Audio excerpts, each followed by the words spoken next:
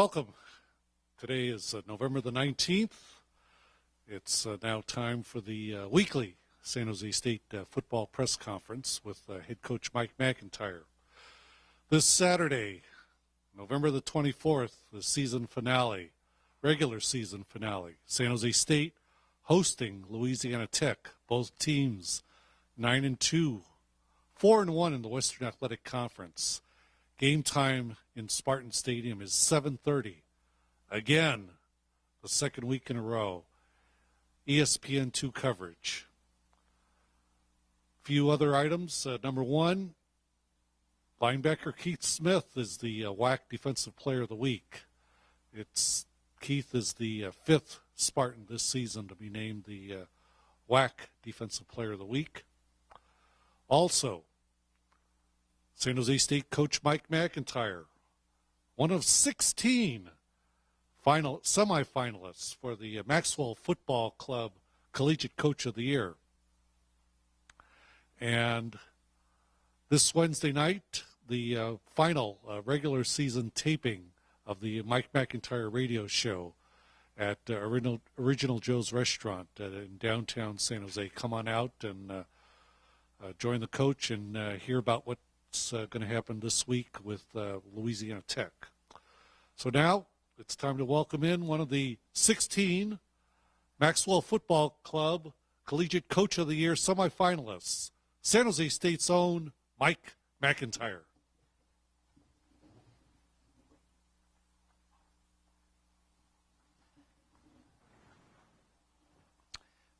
First of all, Saturday night was a really magical night here.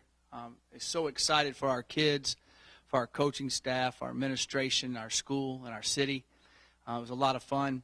The crowd was loud and exciting. The way we started the game out on offense was phenomenal, moving the ball up and down the field. David Fales did a great job, and they're one of the they're in the top 5 defenses in America, have shut out a lot of people and played really well. And it was exciting to see that. They got off to a good start. Defense, I thought, fought the whole night, made a lot of big plays. I knew they would be able to make some plays. Their quarterback, Riley Nelson, was a little Houdini. He always is. He had a couple Houdini moments, but our defense kept rising to the occasion. It was exciting to see. It was a great team win. And it was just fun to see those young men in the locker room and to see the fans on the field and our coaches. It was a great day for San Jose State. Now we're going to refocus, and we did last night, believe it or not. We put it behind us and started working on Louisiana Tech. They're the number 1 scoring offense in America. I'm glad I got Coach Terry Malley on our staff because he coached an arena ball for 13 years, and they're putting up arena ball scoring numbers. So he's going to give me some advice on how to help us stop that. But they're a really good football team. The quarterback, Colby Cameron, is an excellent player. He's from California.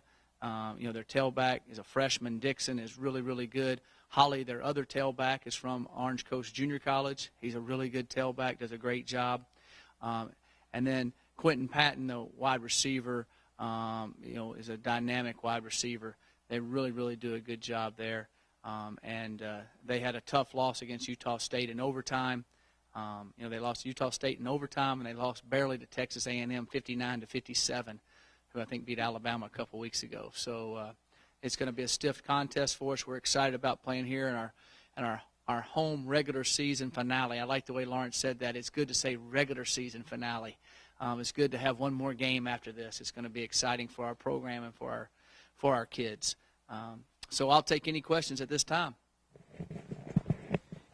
Obviously the hope was that this game would be for a WAC title. Yep. Now that it's not, how do you focus on this game? What do you kind of hype this game up as?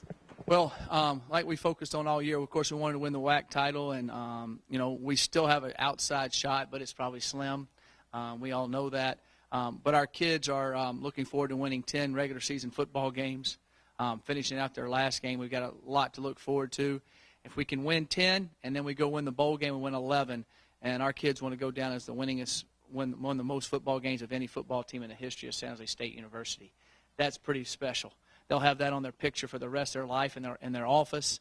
And these seniors will be able to say they built something when everybody never gave them a chance. And for what they've done, even to this point, even if we don't win the next two, which we plan on and want to, this senior class has really, really persevered and showed a lot of character, and I'm really proud of them. But they're looking to be the best team. Their goal is to be the best San Jose State team, win-wise, ever in the history of the school, and we have a shot at that.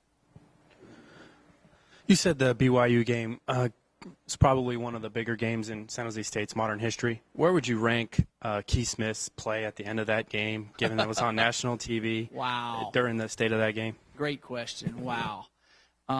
Keith had 19 tackles in the game right there at the end, and everybody's going hard and playing. And our whole motto all week was play harder for longer than they do. Play harder for longer than they do. That was the motto all week. And we did that. We really did. And when it looked like everything was falling apart, those kids rose to the occasion. His play in that circumstance, that late in the game, playing linebacker, played every snap, 19 tackles, rushing the passer, running all around. All of a sudden, he blitzes, and the running back comes to block him. He hurdles him, takes a step, pole vaults himself, hits the guy just like we work on, hits the arm, it fumbles, and Vince Buwadger falls on it. I can't explain what a Herculean effort that was. Most people just run into the guy because they're tired, or they just he hurdled the guy, pogo stick jumped about 4 yards in the air, hits him hard, knocks the ball loose, and we win the game. It's a great call by Coach Kent Baer to blitz him there up the middle. We had done it a couple other times and gotten there. We kind of knew when 21 was in the game, they'd like to get him out. He doesn't love to block. He's a good player, but he doesn't love to block. He's better receiving. Number 5's a better blocker. As soon as we saw him in the game, we came with a blitz, and it worked out well for us. So it was a great, great play by Keith, and a great, great call by Kent Baer. Coach, I'm sure you're aware of it. San Jose State appeared on both the AP and the USA Today poll. How do you react to that? It's a great acknowledgement for our coaching staff and our kids. They deserve that. And if we keep winning, at the end of the day, it'd be fun to be there in there permanently at the end of the day. So that's what our goal is to try to. That's one of our goals to try to do that. Coach, just a few years ago, you're sitting right there and being introduced to the folks here, and there's a culture of champions. Wanted to make a change in the culture. Right. As you've done this year to year, what are some of the hallmarks of making a change in a culture to get it bowl eligible and have such a successful year? What's been the process here? Wow. I don't have that long a question to answer. I think, first of all, it starts with the coaching staff that I put together. Those men had the attitude and the fortitude and the work ethic to help mold these young men. And then they went out and got young men that we knew would fit the mold we were looking for. And those kids bought in. And then the young men that were here, they saw what was happening, and they didn't resist change. They wanted to be successful. They wanted to taste success. And they, at first, they were kind of like, they just thought I was some crazy guy. And now they believe in what we're doing, and they listen to every word that I say, every word that our coaches say, and they believe. So I would just say it was a process of the coaching staff molding the players, recruiting the correct players with not only athletic ability but the right attitude. There's a big deal there. And then the players that were here buying in and going along with it, and that has changed the culture. And then I think the other thing is, the other side of it, too, is these kids were hungry. I mean, they were really hungry to be successful, and sometimes you don't always find that. And these kids did. They wanted to be successful, and that's a very, very important aspect. So I say it all goes back to the kids and the molding by our assistant coaches. Coach, even though this wasn't a non-conference game, can you describe how big of a message this sends to the NCAA as to which bowl game we deserve to be in? Right. I think that it does send a national flavor out. That's what it did. When you beat BYU, it sends out a national mark. And 2 weeks ago, they had the number 1 team in the nation beat, and didn't get them. So to me, that sends out a big, big message. So I'm excited for our program, And, I got more texts and phone calls after this win than any of them, and I think because it all went out nationwide and it was on national television. And BYU has a historic program, and when you think of BYU, they think they're pretty good, and they are. They're really good. And so that was a great win for our program and for our university. You and LA Tech have both shown the ability to score on some of the nation's top defensive now. Do you think the regular season finale has the ability, the makings of one of the more entertaining games in recent history? I think it'll be a great entertaining game. I just hope it's entertaining and I'm smiling at the end. They're really good. It's amazing what they do on offense. I mean, they were. I just got through watching the Texas A&M again for the second time, and Texas A&M was beating them 34-7 with 3 minutes and 30 seconds to go in the second quarter left again before halftime, and the final score is 59-57. It's just amazing how they keep fighting and keep scoring. Coach, today's Twitter question of the day, sponsored by Rubio's, comes from Kyle Brio, and he wants to know what you think some of the keys to victory are going to be in this week's game. Well, I think first of all, our defense has got to stop them. I know that's a simple statement, but we've got to be able to slow them down and keep them, well beyond their scoring total. And we need to cause turnovers. Utah State did that last week. They picked off 2 balls in the red zone and caused a fumble. So we need to be able to do that. I don't think you can say you can just shut them down. Nobody has. But I do think we can slow them down and prevent their scoring from being as high as it has been. We have to do that. Coach, now you've taken a look at the tape from Saturday. What did you see in the second half? What was going on with the BYU defense that was preventing your offense from moving the ball? I think there's a couple things. I think that they were good, and we had a couple plays here and there that we made some big plays on. I think I made a couple mistakes there in the second half. We kind of made a couple big plays, and then we tried to hit them with a trick play, and it backfired. They stayed home on that, where if they wouldn't have, the guy was coming open, we would have had a big play. So that kind of handicapped us. And then we had another time when we were down there and we got a chop block penalty, that put us back 15 yards and got us out of field. So I think those 2 plays right there, if the successful trick play works, or if we don't call it and we're able to move down and we don't get the 15-yard penalty on the chop block, those are 2 areas I definitely we're going to kick field goals, and our guy's perfect. So I think we would have at least got 6 there, and maybe even gone into score. So to me, those 2 plays were big in us not scoring. And then the rest of the time, they're just good. I mean, they're good.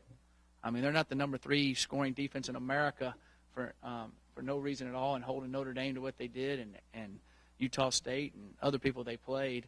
They're just a good football team, and we're a good offensive team. And I just think they made some plays, and those 2 plays there, I think, would have been a difference. We would have scored a little bit more in the second half. You referenced the La Tech, the way they came back against Texas A&M, and they were down 41-17 in the third quarter. They're never out of it. You guys have been a good second half team. Is there extra focus this week on really never being comfortable against these guys? Oh, yes. Our kids, when they see the film, they're watching it some tonight. We sent them a thing called Huddle, and they're watching it, and we'll meet hard with them tomorrow. And we met with them last night a little bit, but we'll really dive into it early tomorrow morning. They'll see that. They'll be watching the film. They'll see the scores. They'll see how quick they score. They'll see that they're never out of it. So we need to keep putting on more steam, as we call it, over and over and over, and realize that they're never going to be out of it. What's one of the big aspects of La Tech's defense that you're most wary of coming into this weekend? They cause a lot of turnovers. They're ball hawkers. They do a good job intercepting passes. They do a good job of causing turnovers. And, the other thing that's a little bit misleading to Louisiana Tech's defense is their offense, goes at such a fast pace that there's a lot of the ball gets back to the opponent's offense more. So they're having to play a few more plays on defense than most defenses do. So that gives other teams opportunities to score more. I think that their defense has been maligned a little bit, but also they're having to play quite a few more plays than most people. So it kind of a catch-22 for them. But I think that up front, their defensive end, number 41, can rush the passer really well. 31, their safety, is a really, really good football player, makes a lot of plays. And they also got back their big defensive tackle they had been missing for a while, number 70. He's an anchor in the line there. And he missed 4 or 5 games, but he's back. I mean, he's a big, young, and does a good job inside. So that'll help their run defense. Are you comfortable being in a full-blown shootout with David Fales, and are you planning on being even more aggressive in the passing game? Very good question. We'll see how the flow of the game goes. You'd rather not be in a complete full-blown shootout, but if we are, we got the talent to do it, and so do they. So I think it's going to come down to making plays, taking care of field position, and the team that I think takes care of the football and doesn't give up as many explosive plays is going to win the football game. But if it's a shootout, I think we can shoot out with them, and we'll see what happens. Has this turnaround to be in a position where you have a shot at 11 wins, has this happened quicker than you thought? No. You might say, well, you're lying. I said, no.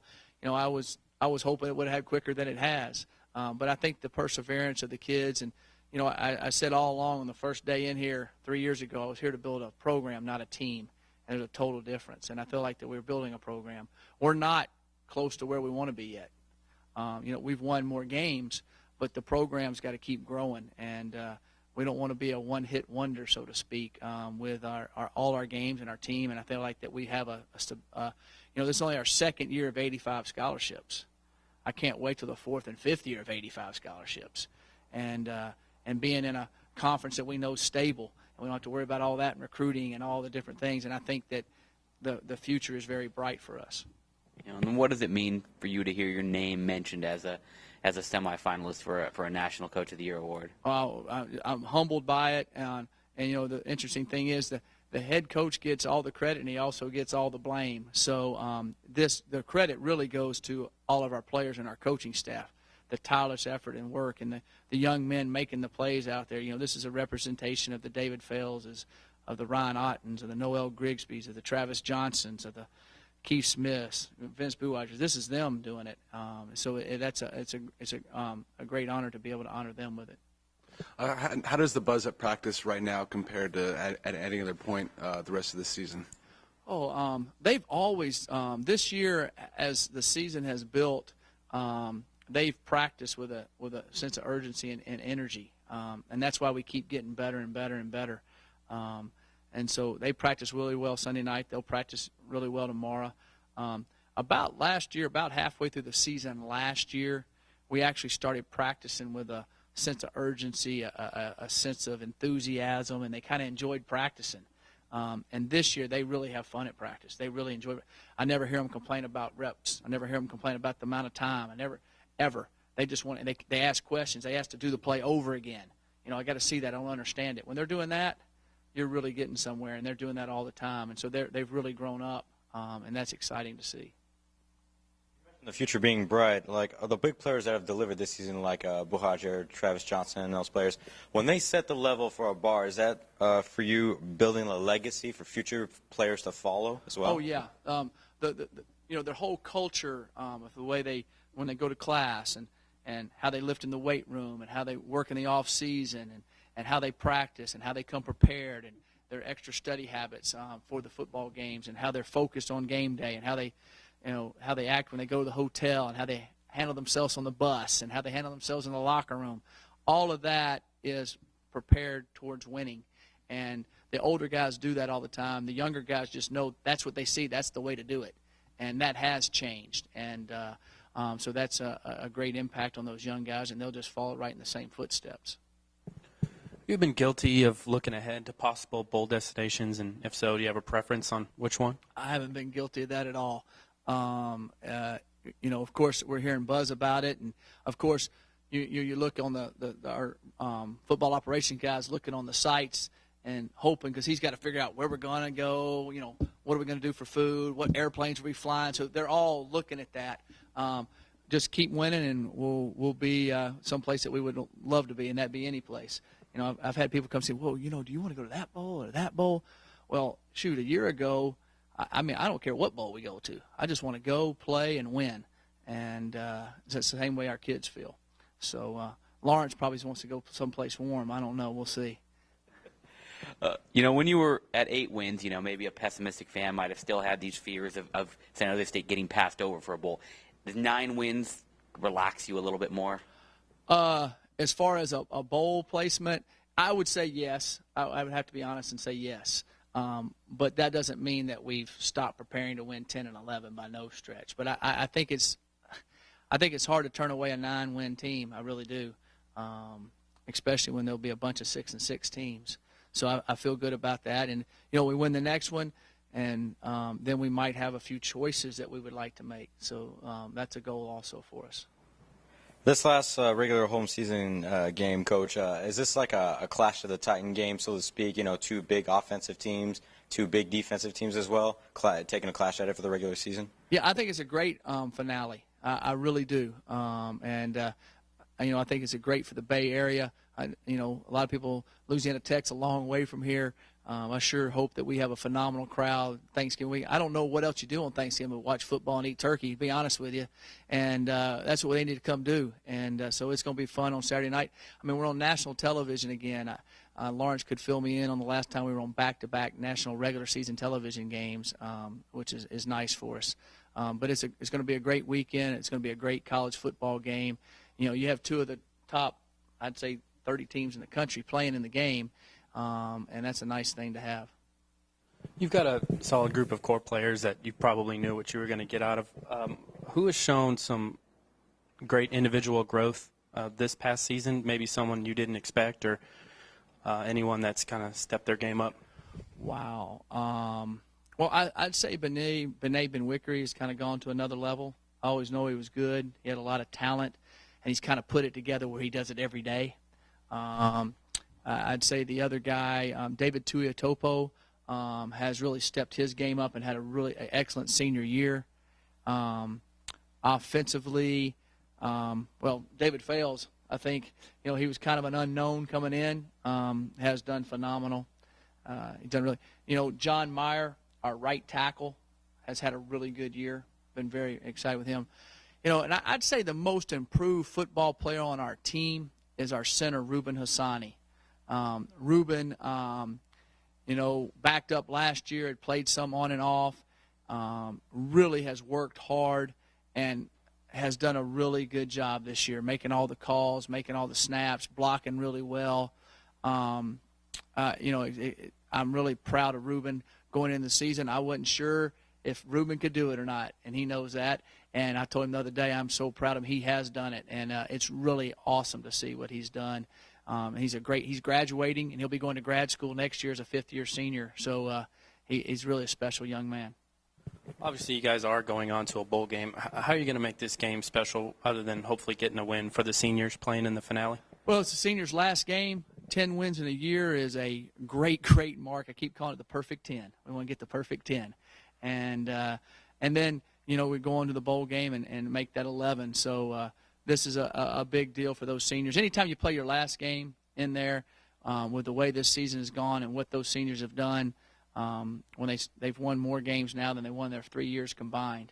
And that's exciting for them. So I know they'll enjoy the moment. And anytime you realize, you always think it's going to last forever, and they're all coming up to me. They're so excited. They got one more game after this one, too. And so it'll be fun to watch them play their last game. All right, thank you very much. Appreciate it.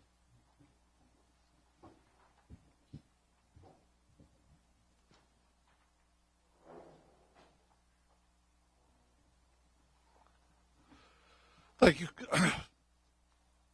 Thank you, Coach. A reminder that this Wednesday night, the Mike MacIntyre radio show taped at the Original Joe's for KLIV Saturday night, November the 24th, 7:30 p.m., back-to-back weeks.